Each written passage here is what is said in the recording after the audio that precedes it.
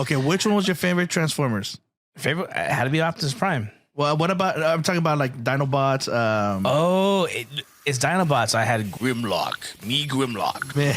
Remember that? Yeah. Me Grimlock. I crush you. Man, that's so good, bro. Ignition sequence start.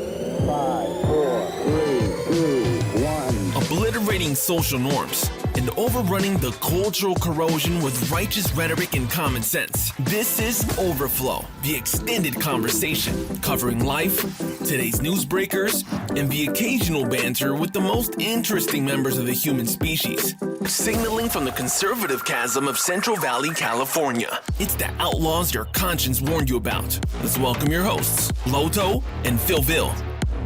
What's going on, everybody? Episode 37 here at Overflow EXT. Woo! Man, gosh, Phil, we're already at 37, bro. I'm just amazed that we made it past episode 1, brother. Man, having a blast here and Overflow with you. 37. Man, Philville, man, speaking of the show, Yes. Philville, let's drop the drip. All right, here we go. A big show lined up for you today. We're going to be talking about here in the Golden State. We call it the Golden State, but really it's kind of a little more fake gold. And then also we've been talking about the cover that's happening. Yes, it's a cover up in the border, plus the Family Incorporated. Yeah, Biden Inc. Biden Inc. Yep. And then we're going to talk about a heartfelt story about the real modern day life of a modern David and Goliath. And then some mama bears and papa bears are getting turned on the heat in the school boards. Man, it's fired up videos. There's woke nonsense taking place in the cultural wars here in America. The Transformers, yep. Trans means a little different in Transformers. Sad to say, one of my favorites. And then corporate America, they're celebrating Pride, and we're going to kind of shine a light on what's taking place maybe in your own shopping centers there. That and a whole lot more here on Overflow EXT Podcast. Happy Mother's Day. Yes, at the time of this recording, it was just yesterday, and we had a blast, my wife and I. Awesome. With Mia. She's 3 years old, so 3 times, we did celebrate in the past. She was, let's see. I was going to say about the dogs. I'm going to say about the dogs. I don't want to be sharing too much. What about the dogs? We used to celebrate Mother's Day in the past, and we would be mom of our little Yorkies. Yes, you celebrate every year with. Yeah, we missed little Max. By the way, I know. He did pass away. Yeah, but man, yeah, we did have a good time though. I love Mother's Day, going to church. Right, awesome, bro. Praise God. Packed house there at Adventure on the Southeast campus. I know that all the campuses were packed, but just something like seeing families come together to bring in their moms for that special day. You know, Mother's Day is number 3 in church attendance. I didn't even realize it. Crazy, huh? Okay. And what'd you do for Mother's Day? First of all, man, no, I don't want to just skip over that, bro. I really want to highlight what Phil was talking about family. You know, just them celebrating Mother's Day is something so amazing to all of us that knows this guy and his beautiful wife. You know, Philville, there was a time when like really celebrating Mother's Day wasn't really in the cards, right? Man, you went there. Yes. Well, you know, I want to, Yes. For those of you who don't know our story, it took quite a bit of years for us to have Mia, our miracle baby, we call her, love her to death. But yeah, at times Mother's Day wasn't, and Father's Day wasn't always, excited or we didn't look forward to it. Honestly, it was kind of a little bit of a, what do you call it? Lack of a better term, an elephant in the room, and we don't talk. Yeah. You know, so it was just because, you know, we were definitely celebrating with others, and we praise God for that. But man, we just want our own little bundle of joy. So amen, bro. God bless us with that. And definitely, bro. So great, always great to celebrate Mother's Day. Yes. My wife is an amazing mother. Yes. Amen. And you know what? We did celebrate actually 2 Mother's Day. Yes, you did. Yes. Yes, you did. We're at an event. I was at Adventure on the Tuesday. I was at Adventure, and they were talking about Mexican Mother's Day. Yeah. I've heard about that before because I think my wife has celebrated that for her mom. She would wish my mother-in-law Happy Mother's Day for the Mexican tradition. Yeah. So I started thinking, man, you know, most of the time we're serving on Mother's Day for the most part, so we don't really get a full day together as a family. Yes. So I decided this year, May 10th, we're going to celebrate Mother's Day for Mexican Mother's Day. Amen. I don't speak very good Spanish at all. Yeah. She does, but yeah, I thank God for the culture. So I got her some Mexican bread and some flan and her special Starbucks drink and her candies and nothing high dollar. It was just that all of her favorite little things. And so Nice, gave her our man. snacks. And so I think she was happy. Yeah, shoot, I'm pretty sure, brother. But that's awesome. That's awesome. I'm sorry to take you there, but you know that's such an awesome miracle and milestone, brother. You know, it just I know it'll be encouragement for those who find themselves in that same journey. You know, and it's awesome just to know there's hope at the end of that journey. And man, my favorite part of Mexico is What's that? well, besides Maria, tres leches. Tres leches. Oh my gosh, no, bro. yeah. I love me some tres leches. Really? Man. Yes. Oh my goodness. I will go to jail for that, bro. I did not even know that was in your man. You do have a little bit of that in your blood, huh? I've been married to her. We're going on to 25 years this year, boy. Man, So yes. got some of that in me now. But Mother's Day. What about rosco lancha, dude? What's it? No. I like what is the drink? The horchata. Horchata. Yep. I like that. None of those. That's how Roscoe I get. Yeah, I don't like any of those. That's how Roscoe I get right there. They all have that horchata. that special ingredient. Oh, okay. Yeah, milk. Yeah, that's right. Milk doesn't do a body good. Your body good. I love me some milk. Yeah. No, but I've seen people that suffer from that. It is not pretty at all. Speaking of pretty though, man. Yes, Mother's Day at the Leila Matzafal's house was awesome. It was great, man. We had all the kids come through. Some of them had to work at different times, but they all made it, man. Celebrated their mama. I'm not sure if I told you, but they got a gift. We told her, it's her gift for like the next 10 Mother's Day, birthdays, and all that. Did we tell you what the kids got her? I think I remember seeing something. Yes, but it's something that has to do with a special color, right? Was it red? Something? It was red bottoms, bro. Red bottoms. Red bottoms. Now, explain to those. So those are like some really, really nice shoes. Like, and I thank God my kids went and got it for her, because there's no way that we could have, gotten, those. And I know that was on her bucket list. I mean, of course I would have, made sure that she gets it eventually, but it was cool, that the kids really, they were so excited, I just couldn't wait to surprise her with it. Nice. So that was after her birthday, man. And then this, Mother's Day was another awesome one. Yeah. Again, just every Mother's Day gift, man. The only one they really wanted is their kids, but it's always also awesome when they come with a few extras. It was definitely a Mexican Mother's Day yesterday. Maria loves Mexican food, so we had the whole tacos, quesadillas, all of that stuff, Spanish rice, and so it was great, bro. We had an awesome service yesterday at Cornerstone. Pastor Cindy, First Lady, Pastor Cindy, man, just tore the house down. Just talking about there's more, that God has more for all of us, But that was Mother's Day, bro. Anything else happened during this last week? You know what? We did do another, first time in a while. We did go to finally see a movie. I know we've been wanting to see a few of those movies on our list. Yeah. Yes. And we saw, no, it wasn't John Wick 4. That's still my list. Okay. But Guardians. We finally went to go see the new Guardians movie. Guardians 3. I don't know if you heard a lot of great things of emotion, some tearjerkers there. Yes. There were some major parts, but heard some things. Yeah. What was interesting of that the movie was actually us going to see the movie. Now we enjoyed the movie, but we went and saw the movie, and like we came in and we were a little bit late. We missed the trailers. We got some candy, and I'm like, I hate missing the trailers.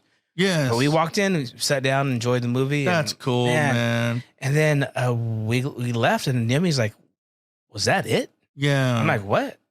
So what happened was we actually we missed the first hour and a half of the movie. What in the world?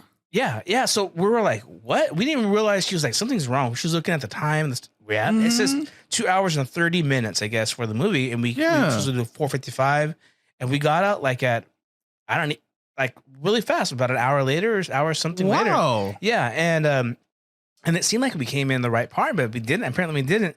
So we went to my in-laws, and she says, "You know what? We missed the first part. We bought the 6 o'clock tickets, but attended the 4:55 tickets. So we were a whole hour early. Yeah. So guess what? She says, "You know what? If you want to go see the movie," so we went in separate cars because of the logistics, and I made a U-turn. I went back to the movie, and I saw it. I had my timer on.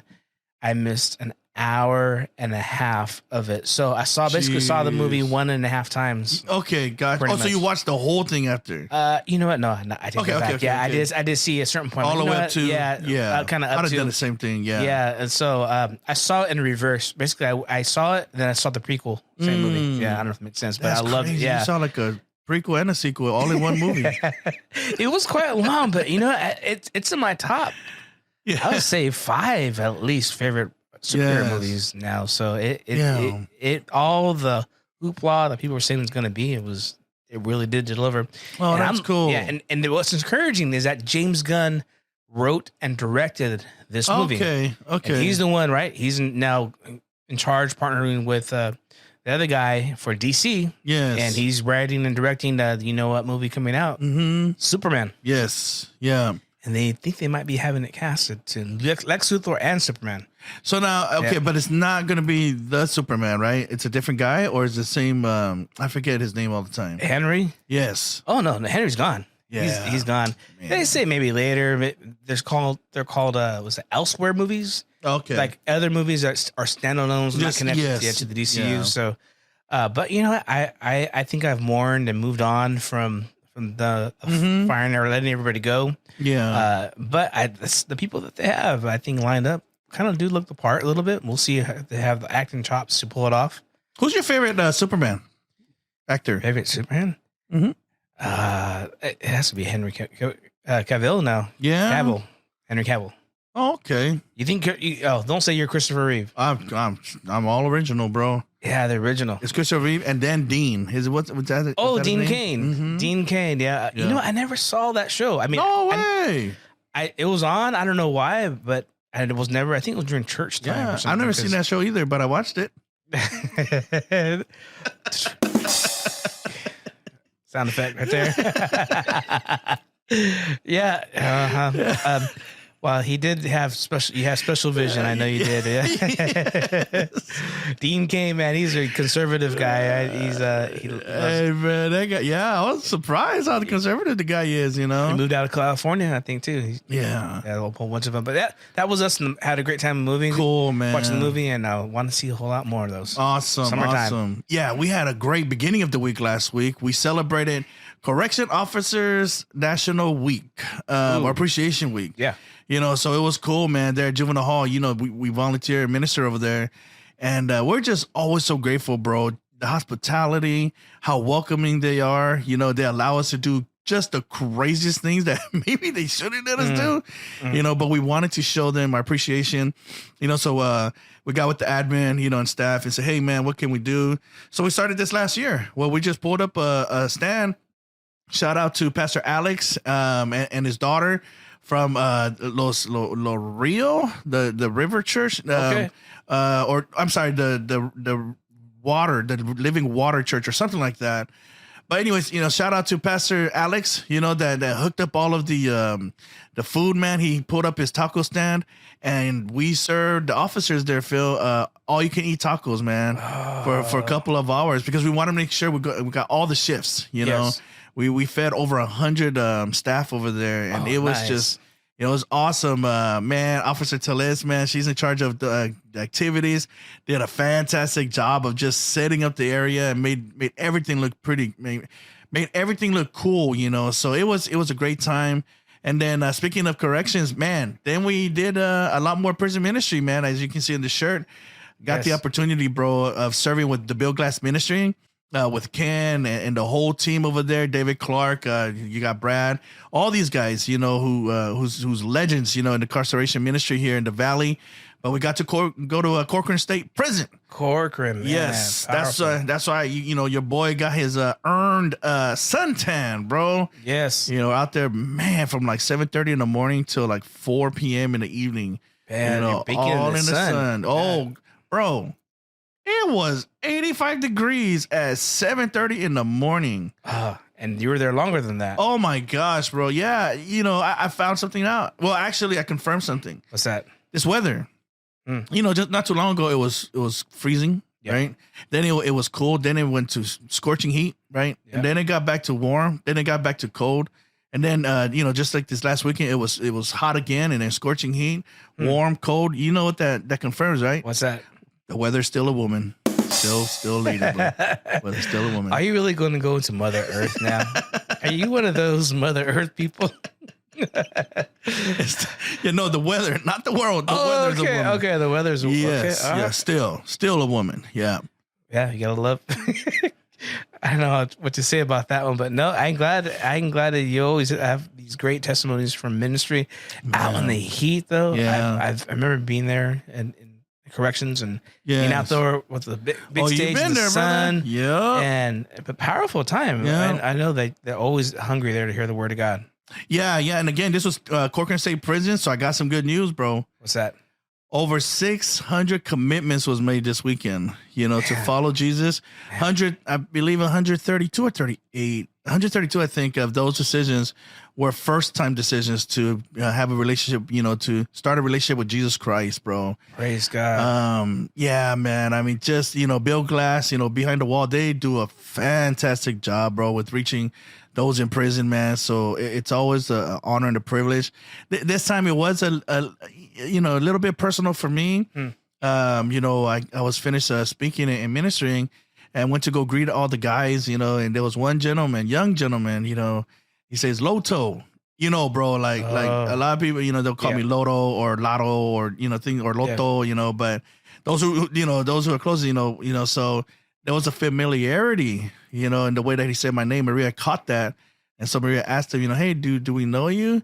And we get closer, and it was one of our kids from Juvenile Hall. Man. So that was pretty chills right there. Yeah, and like I told her, I said, I'm not happy I'm seeing you here, but I'm happy I'm seeing you. I'm happy I ran, got to be with you, and but no, he's doing good. He had friends there, man. They're all praying up and just making the best of the situation. And Lord willing, they get home soon. I love, man, those seeds that you and your wife and the team just planted God. From Juvenile Hall and wherever they go. Those stories you share and they find in the street and church. Praise the Lord, now in bro. Corcoran. I mean, God is. We're gonna be in heaven to hear all those stories. Praise the all Lord. The impact. Amen. I got a shout out. I got a shout out MC from Hog Mob. He held it down, man. Did some songs for the guys, and opened up for me. Everybody said, man, you did a great job. But no. MC, this guy, man, he broke up the fallow grounds, man. He tore up those grounds and just, man, made it super easy for me to get in there and just drop the seed, bro. So shout out to MC. Shout out to our driver, Chuck, from People's Church in the house. Yep. And so it was just awesome being with Chuck and MC and, just unforgettable memories, brother. Praise God. Man, powerful. It's great to be back here in the studio. But you know what I'm looking forward to? We have a great time. It's time for... It's your news makers and breakers. All right, here in the Golden State, some are calling it, what is it you used to call it, Loto?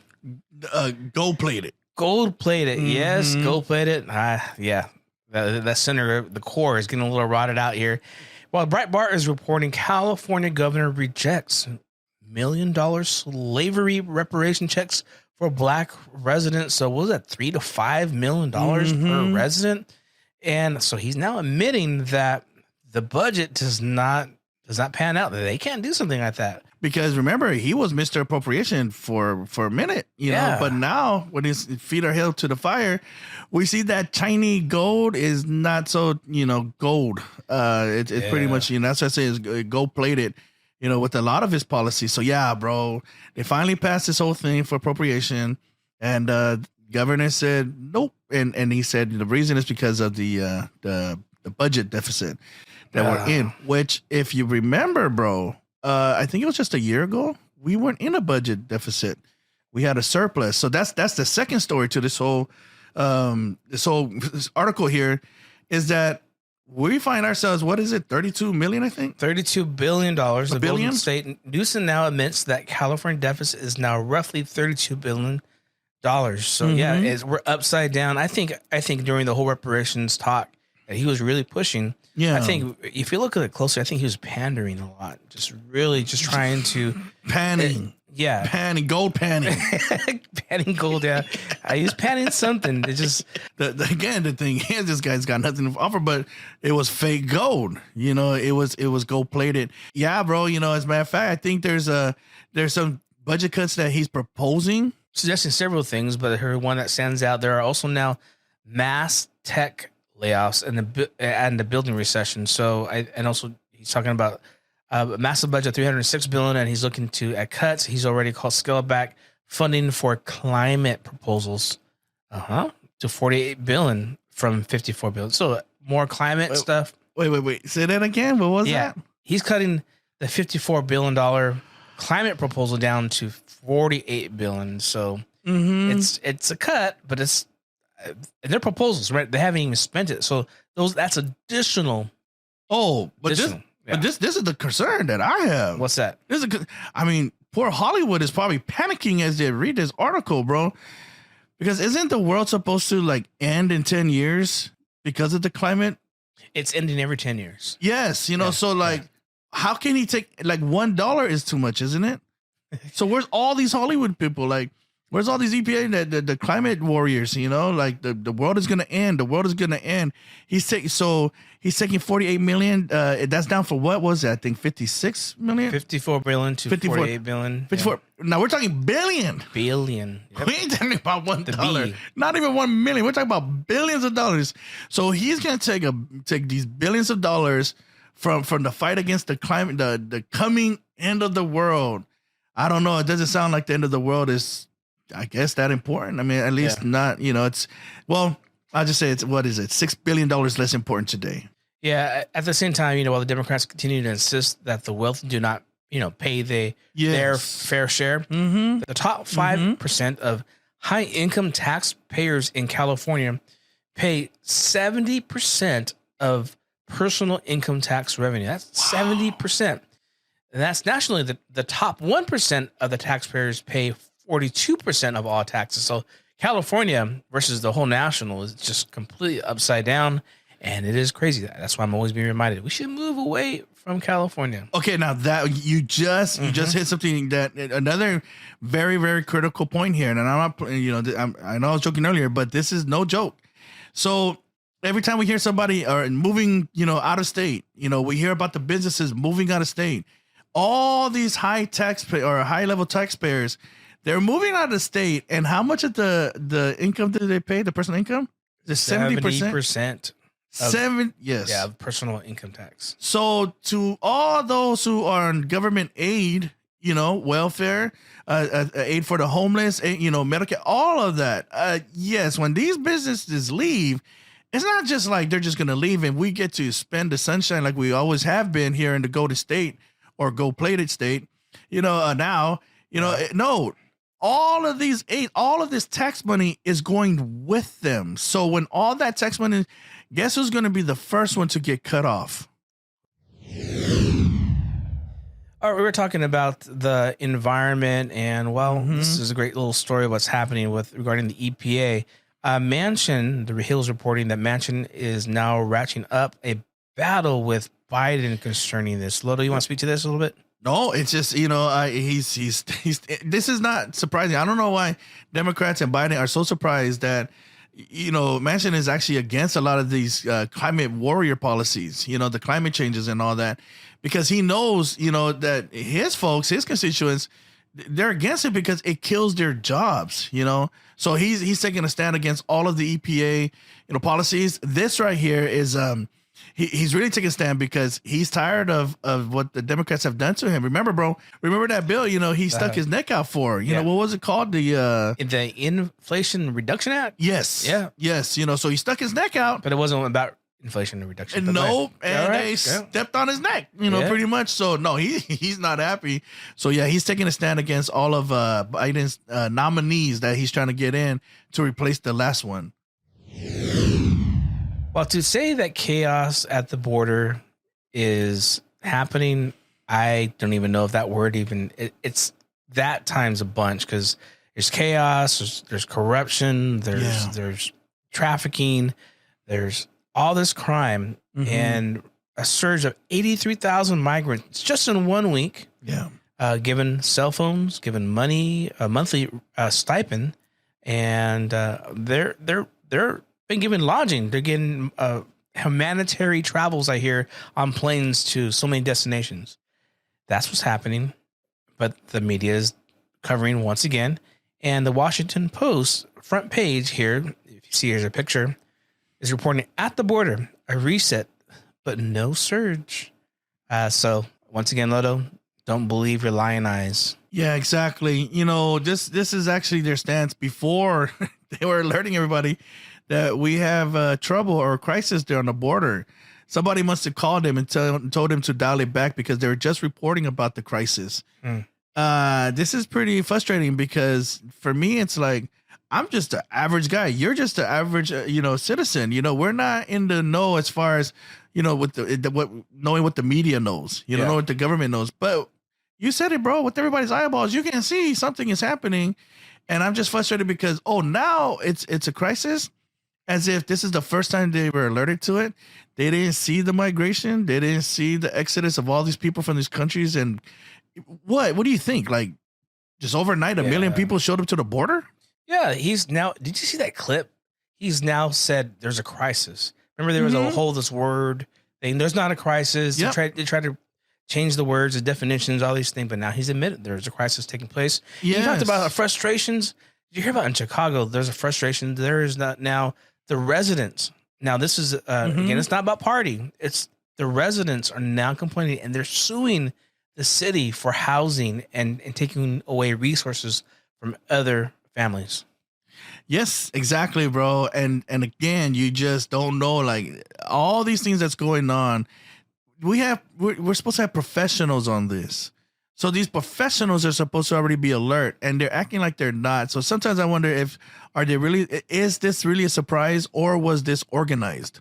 What was this, by design, because you can't tell me they're surprised, bro. Again, billion people that just show up, overnight to your border, So yeah, I'm glad that the citizens in Chicago are stepping up. Matter of fact, speaking of stepping up, even Texas is stepping up. We got some troops down there on the border, and they're actually pushing back. And now, not just media, but this government is concerned. Matter of fact, Mayorkas, who is the guy in charge of all of this, or supposed to be in charge of all of this, he's talking about suing Texas, bro. Because they're actually starting to protect their own border, and he's saying that's illegal. Shouldn't they be wanting the help? That's crazy. There's more staffing problems that they're having, and Texas can provide that. Yep. And they're suing. Just to go back a little bit on Chicago, it goes back with Texas. I think it shows both sides to it. Chicago's getting upset, Texas is getting upset, and here's a quote here from Chicago residents. They're saying, "Build the wall, make a border," and they're screaming this. Why weren't you consulting us? Why were you not talking to us? Because they're taking away a high school, and they are housing 500. And going back to Texas, their National Guard was called several months back to try to get ahead of this release, and now they're suing.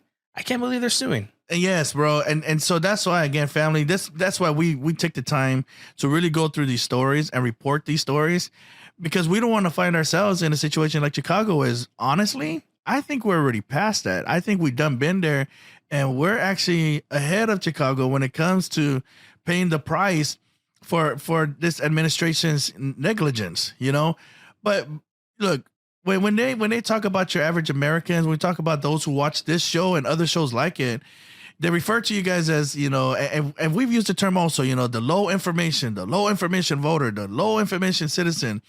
But what I found out, you're not low information voters. You're just low interested voters. It's not that you're not truly informed. It's that, you have lives that you have to go about. You have families that you have to take care of. You don't have so much time to get into the weeds of these things like Phil and I do, and others like us do, but we do have to start sounding the alarm. That way you don't find yourself having to give up your property and give up your resources. Your kids don't have to do without the resources that they need, because we're trying to take care of the whole world.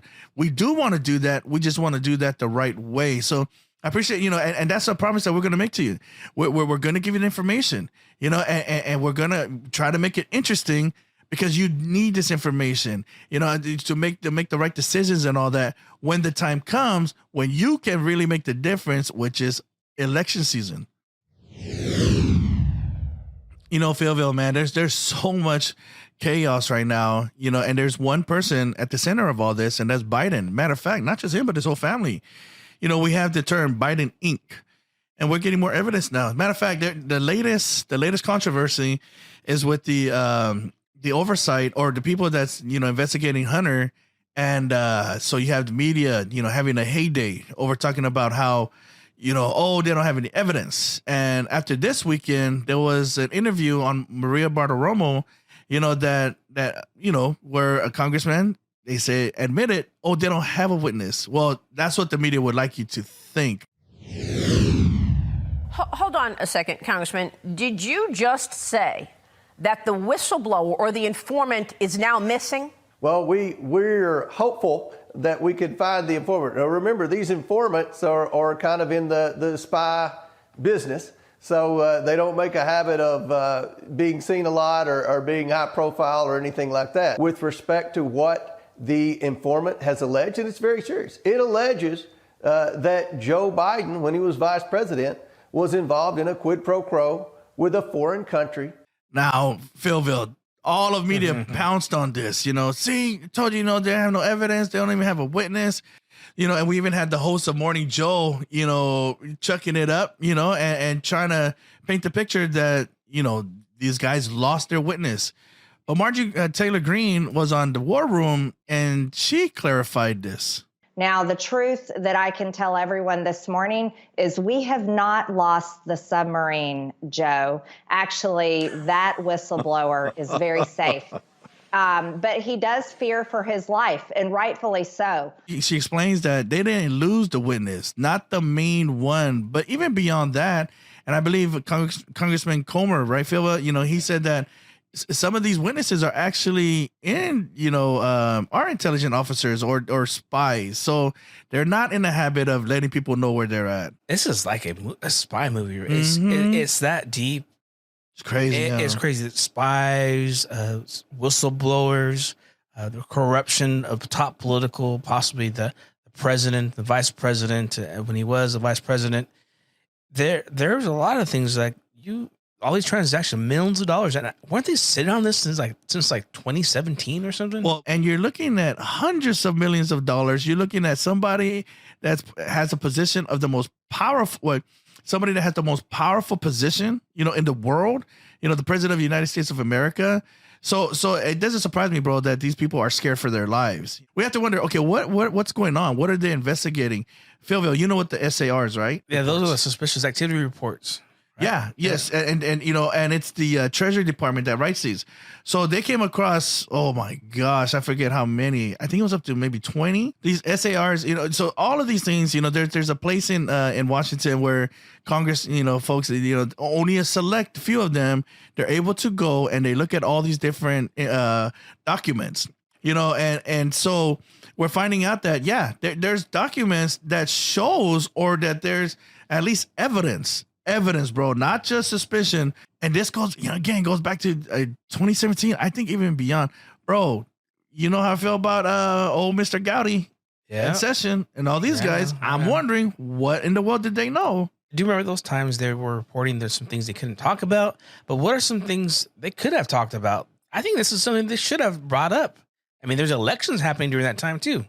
I'm not sure why, bro. It's okay for us to talk about it now, but it wasn't okay for them to talk about it back then. And we're gonna see how there's dark figures, in the dark, who's behind these things.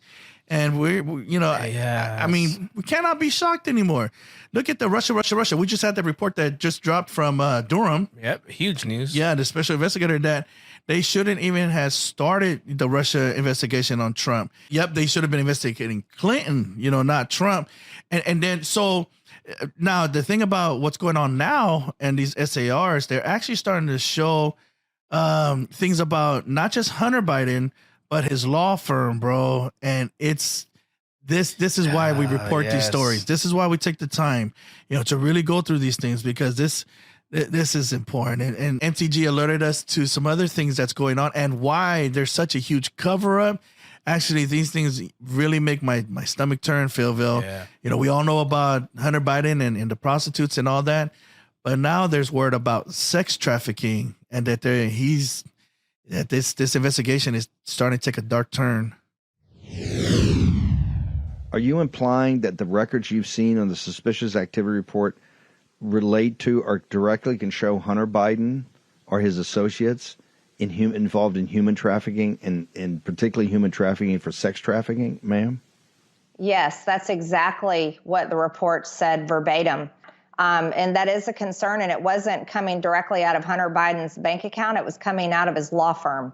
And that isn't really the type of behavior you would expect from a law firm, much less the son of the former vice president and now president of the United States. Man, did you catch that? The lawyers are what? Yeah. They were the ones funneling the money to pay off his prostitution debts. Yeah. So there's the money laundering. There's the shell companies. You know, these people get their money and they run it through the LLCs, you know, as a shell company. So, yeah, it's really bad, bro. And it's sickening because, again, like I said earlier, we're not just talking about him hiring hookers, you know. Now we're getting into sex trafficking. All right, for a real life David and Goliath story, load of this, we saw this story. I'm like, we got to talk about that. You know, in So Michigan, cool, man. a boy, it says, use a slingshot to stop his sister's kidnapping. So the sister was playing in their own backyard, you know, hunting for mushrooms out there, and they have a lot of trees in the woods. And somebody came in, a 17-year-old suspect tried to abduct her. And so he got his slingshot and hit him right in the chest and the head, reports. And so it's crazy. They actually found him, the suspect, and they identified him because he had the mark on his noggin in his head. So I love the story. A real life David and Goliath. Little Man, brother. isn't that great hero story there? That's amazing, brother. That's so awesome. Go team slingshot. You know, that's super awesome. Now, they were hunting for mushrooms. Oh, these are edible mushrooms. I don't know. The country folk, I don't know.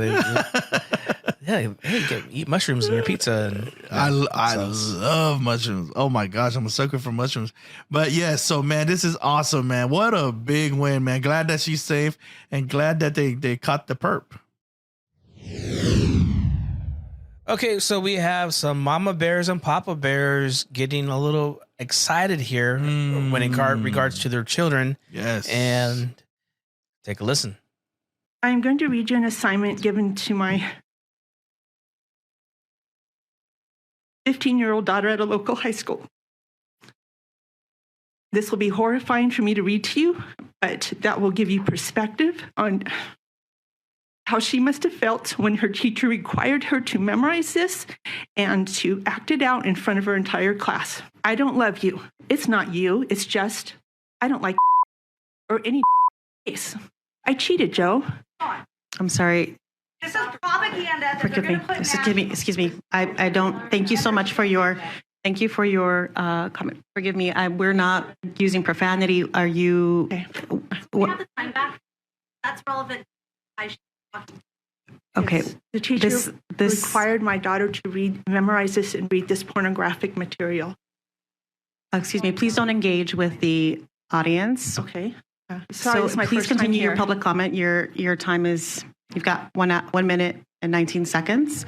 I ask you simply. This is a public meeting. I ask for decorum, and I'm asking. If you don't want me to read it to you, what was that like for my 15-year-old daughter to have to memorize pornographic material and memorize it and portray? Madam President, members of the board, staff's on this. We can have the region superintendent speak. Thank you so We much, are on Dr. it. Jara. It seems like you may have some concerns, and while we're not allowed to engage back and forth in a dialogue, we would absolutely like to make sure that your concerns are addressed. Material, just finish what I was going to say. Please. My daughter was forced to engage in the portrayal of this blank activity by her teacher. We have pornography laws regarding minors in this state, and many of those were violated because of this assignment.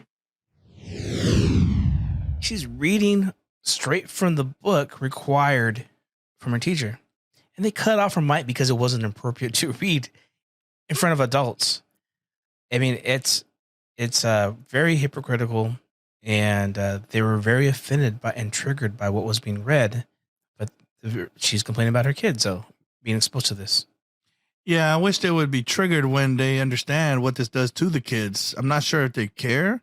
I don't know these board members. My prayer is that they do care, but yeah. So they stopped. So I'm hoping that after this, they called to find out where these books are to get rid of these books. Because if they're not good enough for the adults in the room, how in the world are they good enough for the children? And not only that, they need to find out who this teacher was, because I think if I heard correctly, she was made to read this, right, in front of the classroom, or she was. Yeah, it was an assignment that she had to do. There needs to be action, bro. Like we can't just get mad and all of that. Like, no, like somebody needs to find out. Okay, who's responsible for this? Who made this poor girl? I have to participate in this assignment, and I'm really hoping that this school board. The mom was standing in front of a school board, right? Yeah, but they're not interested in hearing her. Well, yeah. So I'm hoping that somebody on that board, is willing to step out and do what's right. But I am encouraged. That, parents are stepping up. They have been stepping up, but we need to continue to push this out there. Look, family, we have to stand up. We have to stand up. Not just for our own kids, but we need to stand up for other kids now. Yep. Because this is what's happening. So I'm glad that the mom's stepping up. We need to start seeing action, though, now from those who are responsible for the well-being of our children, mentally, physically, and emotionally. Seems to me that you think you can supersede the United States Constitution. I've got news for you, School Board President Benito Mussolini. Your power does not supersede that of the U.S. Constitution and the First Amendment rights of the citizens of this great nation. Let's be very, very clear who has the power. Mr. It is Campbell, not government policy. Do not warn me or do not interrupt my time. This is my comment, not your comment. I'm quoting to you now from the United States Supreme Court 1964 case, New York Times versus Sullivan. This is constitutional case law in this country. This nation is founded on the, quote, profound national commitment to the principle that debate on public issues shall be uninhibited, robust, and wide open, and that it may well include vehement, caustic, and sometimes unpleasantly sharp attacks on government and public officials. That's constitutional case law in this nation. I don't have to be nice to you. Nobody behind me has to be nice to you. If you don't like living in the United States of America, then you can all move to Russia, Cuba, or China. This is the First Amendment. My right to critique your fascism, which is what this is constitutionally protected. We've got the school board president saying she'll do better at hitting the mute button in blatant violation of the Constitution for her lobbying and her advocacy of unconstitutional censorship. I want you, the school board, to terminate the employment of Dr. Charissa Gibson with immediate effect.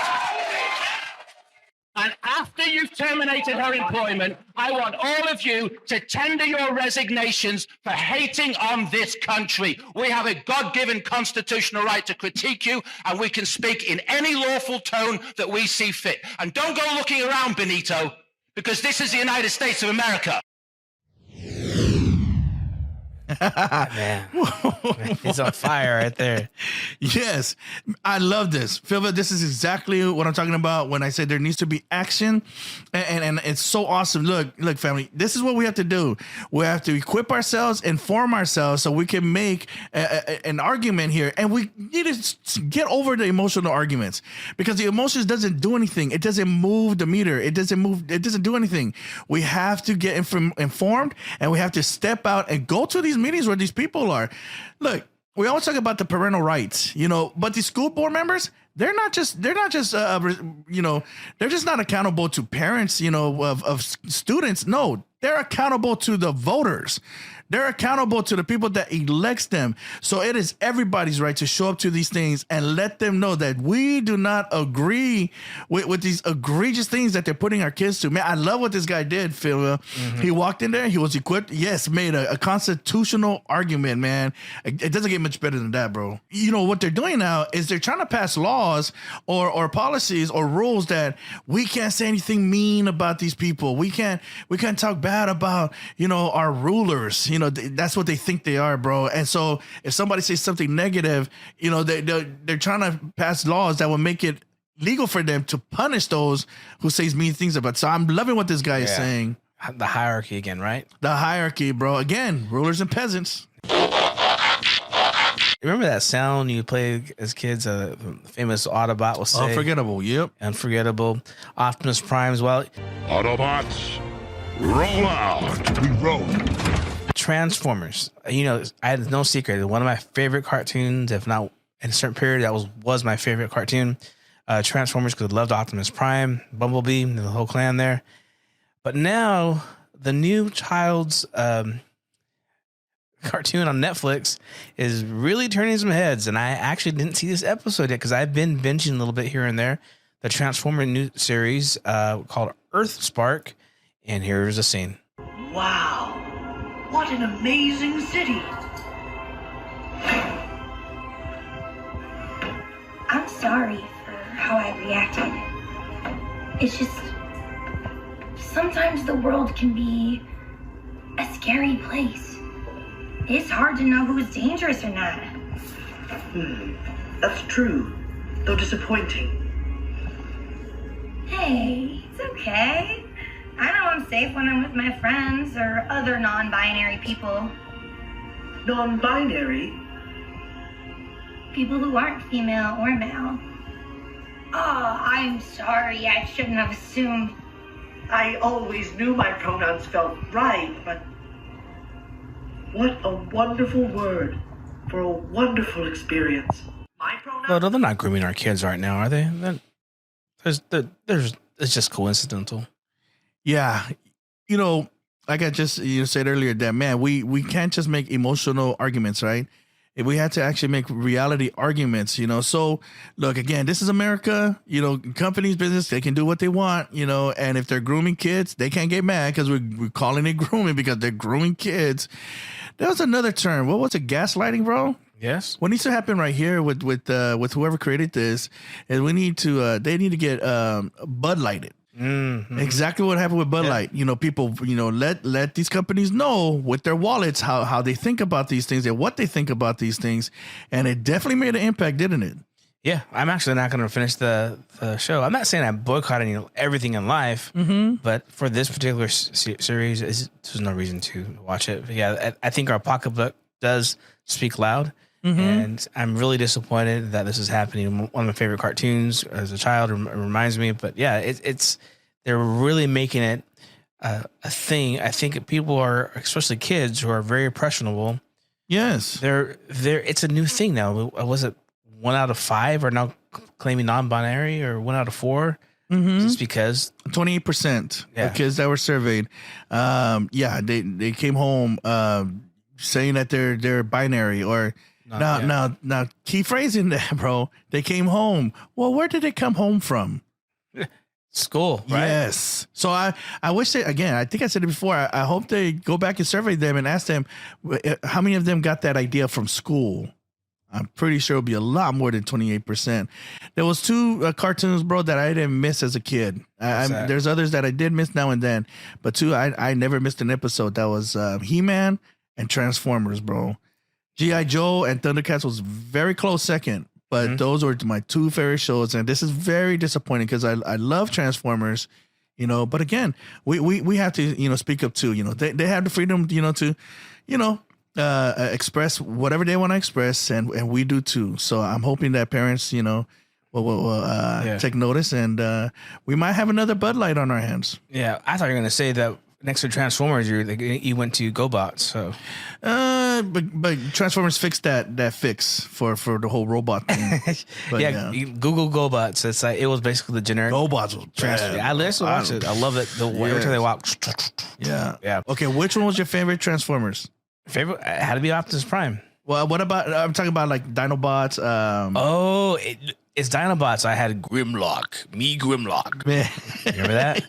Me Grimlock. They crush you. Grimlock. Man, that's so good, bro. You're hitting. Wow, that's really good, bro. That's awesome. Yeah, and speaking of pocketbook, I another question of I've never been a fan of boycotting, but my wife the other day was like, hey, we go, I get my list of honeydews. Can you stop by Walmart here? Can you go to Target there and pick up an order? Then she goes, I'm not sure about going back to Target. I'm like, what? And she was telling me about what was taking place. I'm like, I don't know. I got to see that for myself. Then she sent me a video and I looked it up. And right now we have some B-roll going, some pictures. Yeah. It's very, very extreme. In the kids section, it's disgusting. Toddlers, babies, young children. The retailer is now having a pride collection, and you can see here is it's just with words queer, not a phase. There's you can see the F word, but it just left out the rest of it. It just I don't want to shop there. I'm fed up. I guess I'm finally at a point of my old age. I'm 73 years old now. I don't want to participate in this stuff anymore. Yeah. I have some bad news, bro. What's that? You've always boycotted.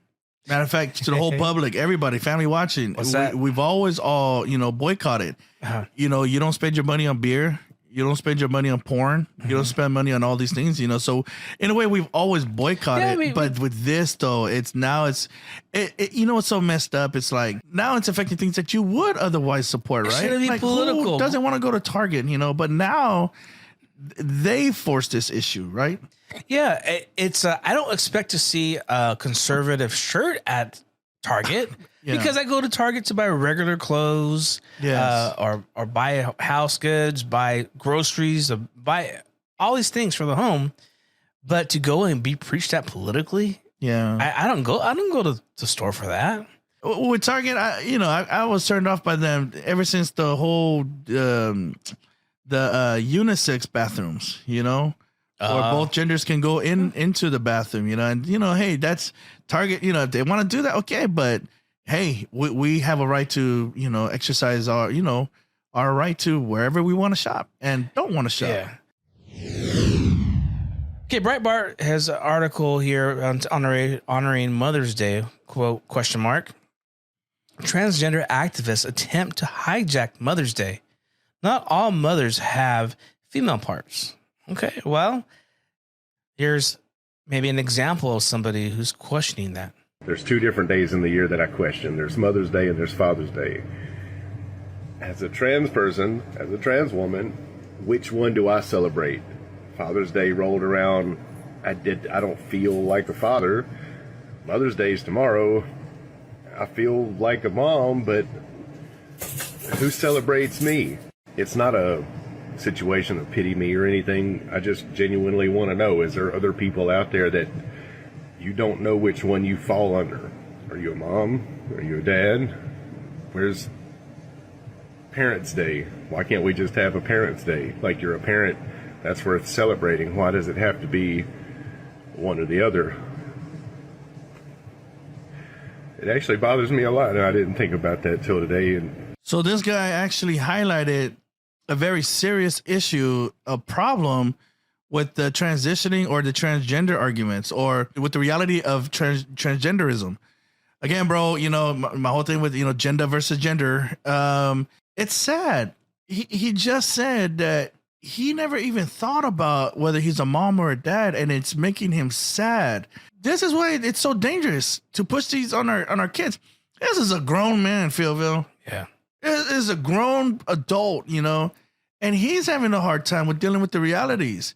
And he's still not sure. He's still confused. The transgender thing didn't fix anything for him.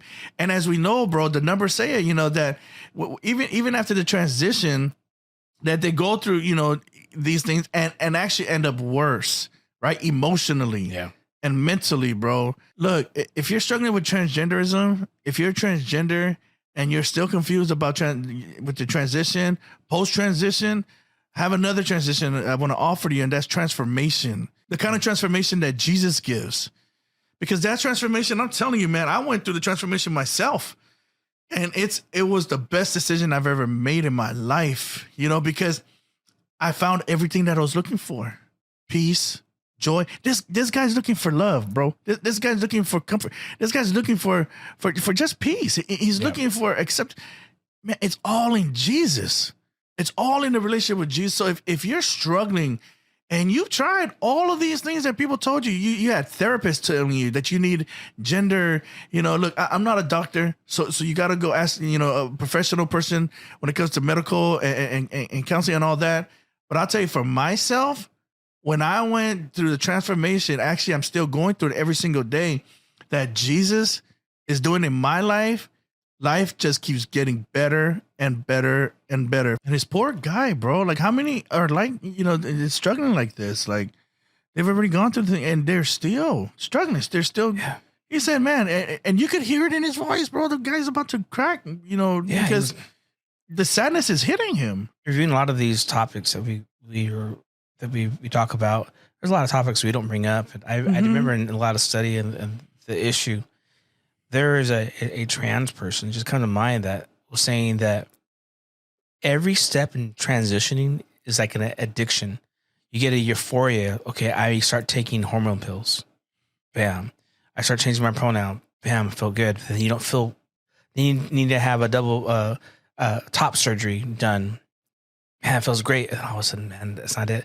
And then I have this removed and that change, and that it becomes a never ending. And the next thing that she'll wake up saying, "What have I done? My body is just. I am completely confused still."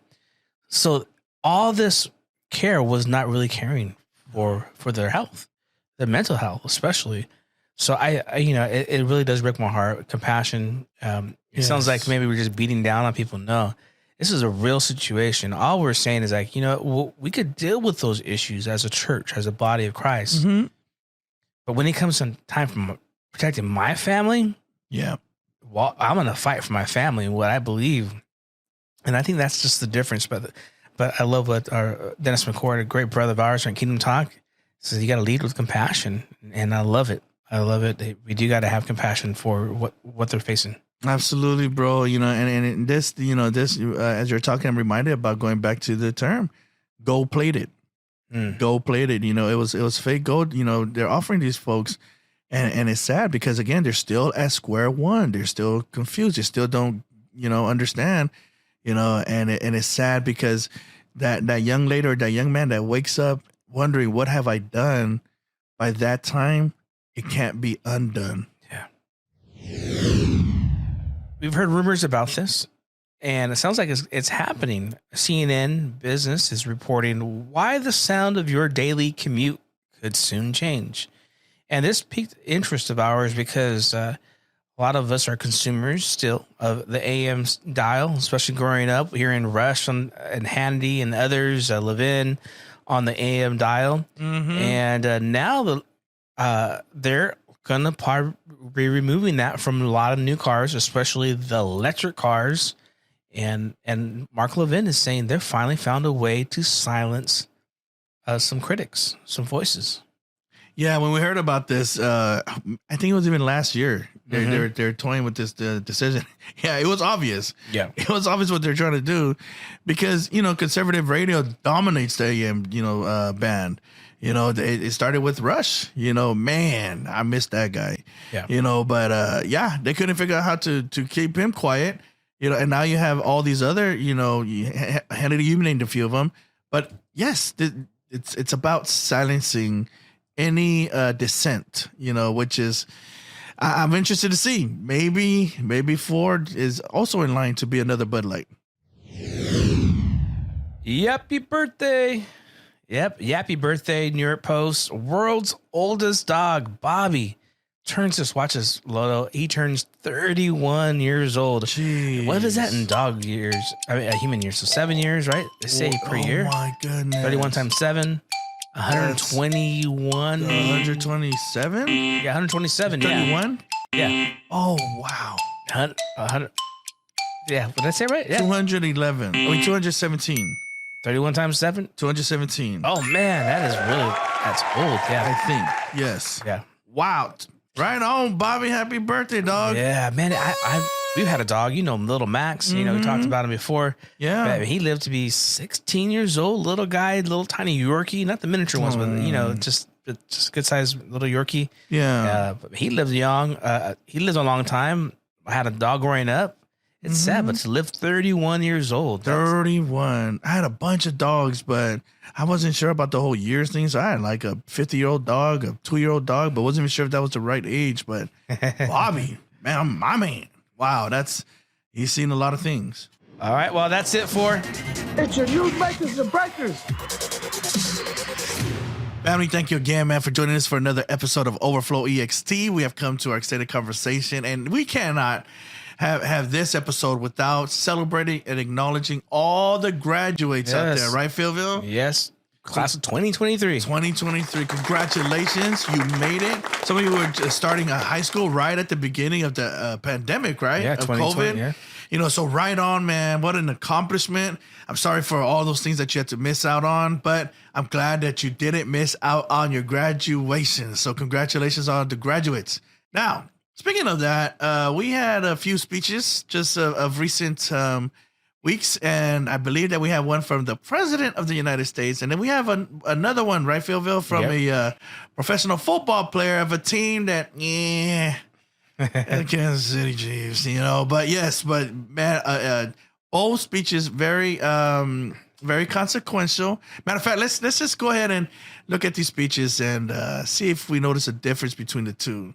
Stand up against the poison of white supremacy, as I did my inaugural address, to single out as the most dangerous terrorist threat to our homeland is white supremacy.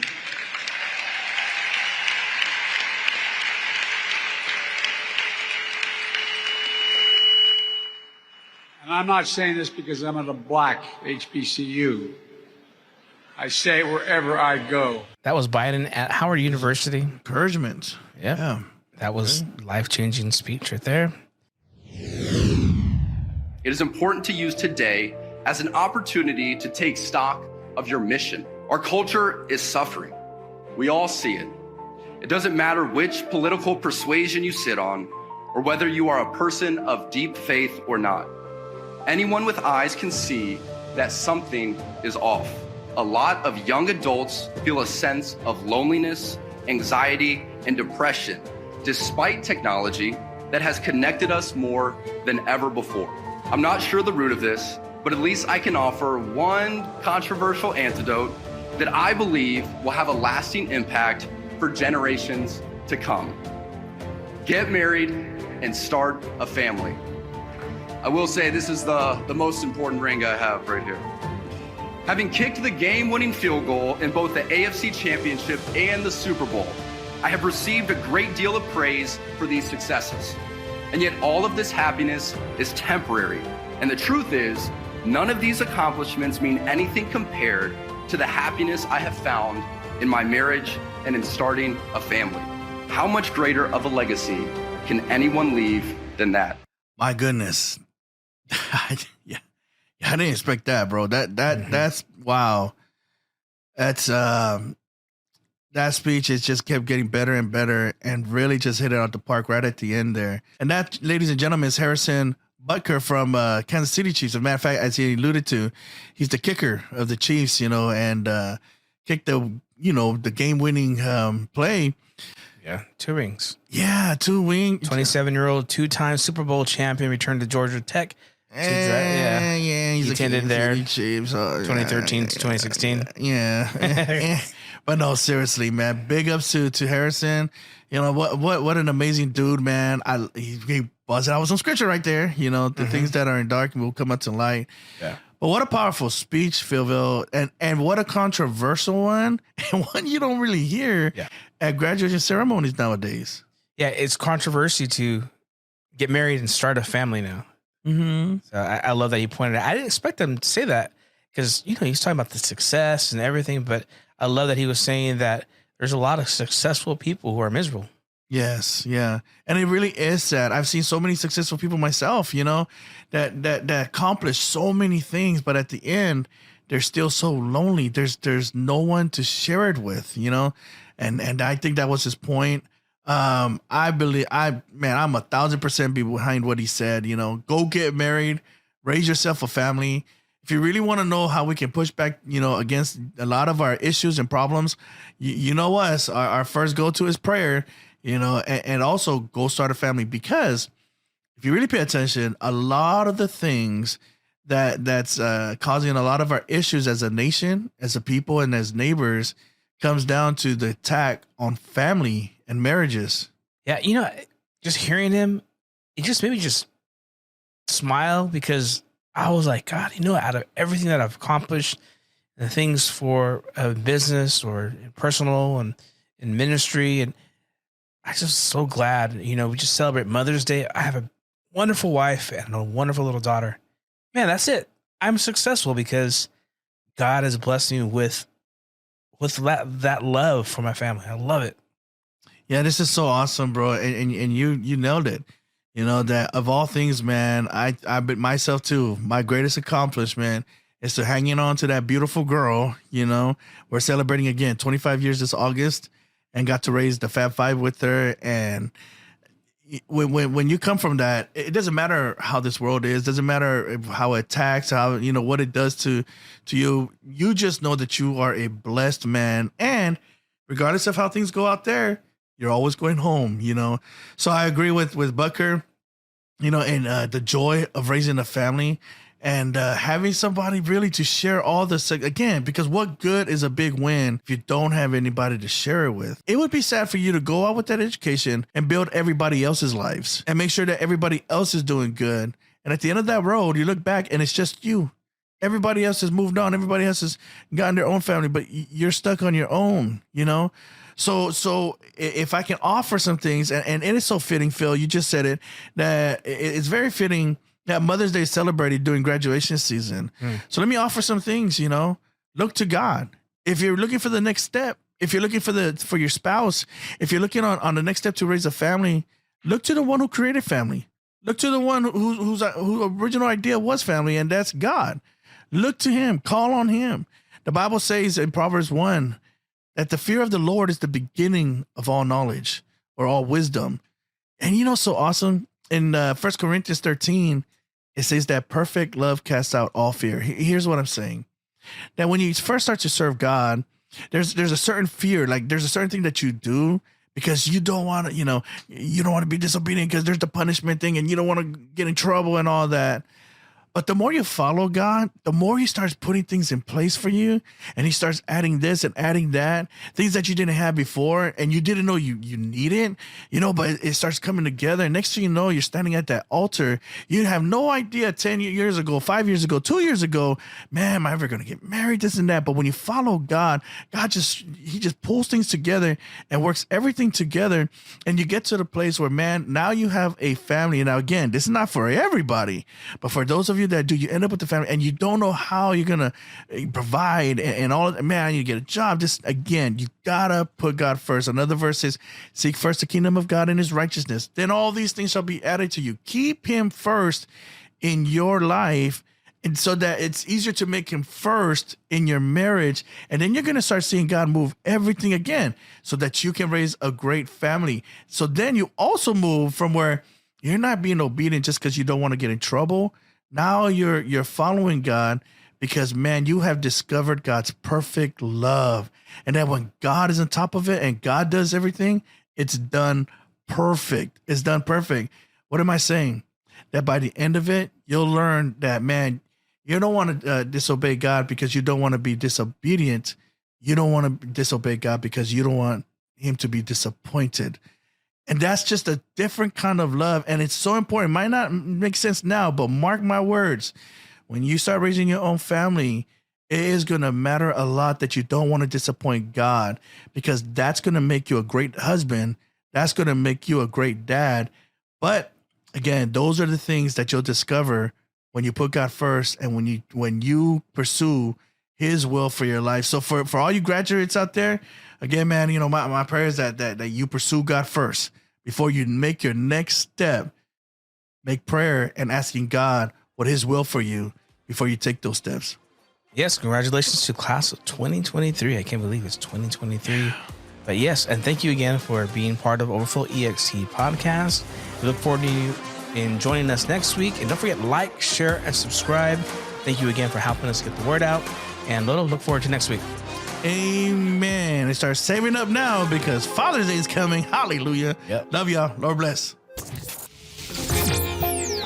You've been listening to Overflow, the extended conversation, obliterating social norms and overrunning the cultural corrosion with righteous rhetoric and common sense. Thanks for listening. If you enjoyed the show, make sure to like, rate, and review. And we'll be back soon. But in the meantime, hit us up on social media at Overflow EXT. Lord bless, and we'll see you next time on Overflow. the extended conversation.